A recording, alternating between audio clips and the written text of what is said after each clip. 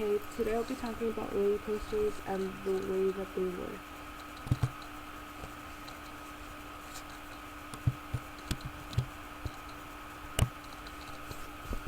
In order to understand how roller coasters work, we first have to understand the main physics principles behind energy, including kinetic energy, gravitational potential energy, gravity, friction, among other subjects, to fully understand how they work.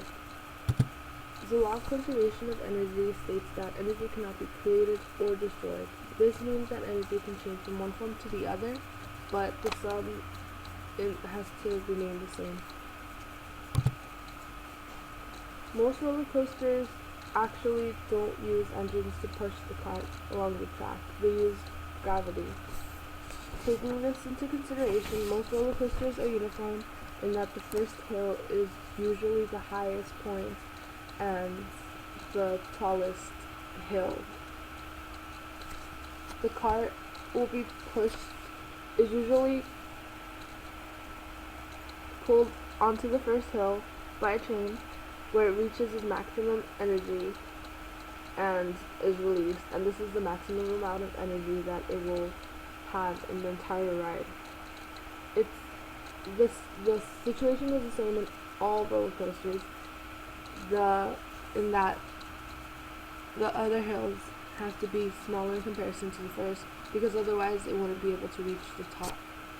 This relates to the MIT lecture video where the professor released the ball and was not killed because the ball can't reach the height that it started off with when it swung back.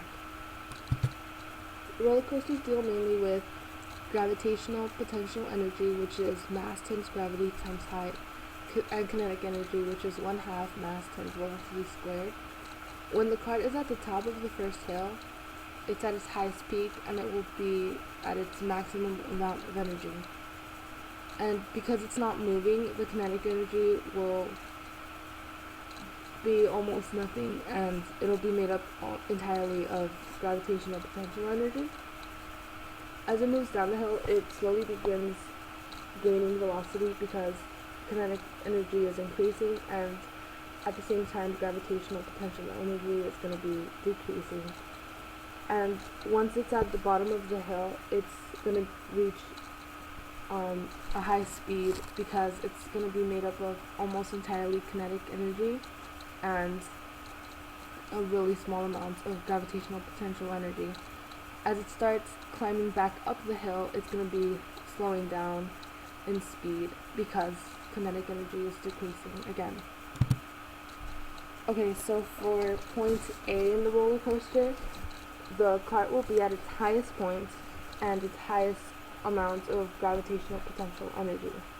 It'll be at its lowest amount of kinetic energy, or really close to it, because it's only slowly begun moving at this point. At point B, because it's the lowest point in comparison to all the others, it's where the kinetic energy will be its highest. So it's going to be where it's going to be moving the fastest and where there's the least amount of gravitational potential energy. At point C, the kinetic and gravitational energy are around the same, and the speed isn't as fast or as slow as it could go. At point D, there's significantly more kinetic energy, but the speed here isn't as fast as it could be in point B because it's a little higher and it has a little bit more gravitational potential energy. Friction is the reason that roller coasters cannot go on forever. It turns useful energy like potential energy and kinetic energy, which can be used to move the cart along the track, into heat energy that really can't be used for anything.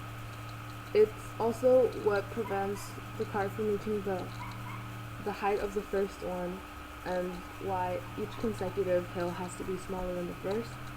But it's not just energy, it's also the interaction between the cart and air, among other things, that prevents the cart from going on forever. The end. Thank you.